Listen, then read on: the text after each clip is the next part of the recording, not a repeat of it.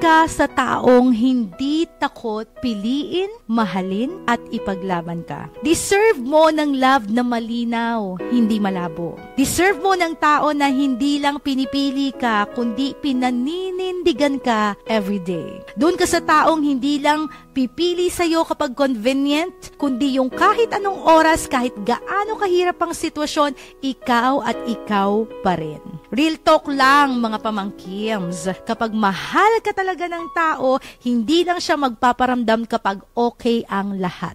Kahit may problema, kahit may tukso, hindi siya bibitaw. Kasi alam niya, worth it ka. Hindi siya maghahanap ng dahilan para iwan ka. Gagawa siya ng paraan para manatili ka. Kasi iba yung gusto ka lang at iba yung kayang ipaglaban ka. Yung una, mabilis mawala. Yung pangalawa, yan ang tumatagal. Kaya wag kang makontento sa pasweet o sa mga salitang walang gawa. Humanap ka ng taong ipagmamalaki ka, ipaglalaban ka at hindi ka ikakahiya sa kahit na sino. Kung takot siyang ipaglaban ka, baka hindi naman talaga ikaw ang issue.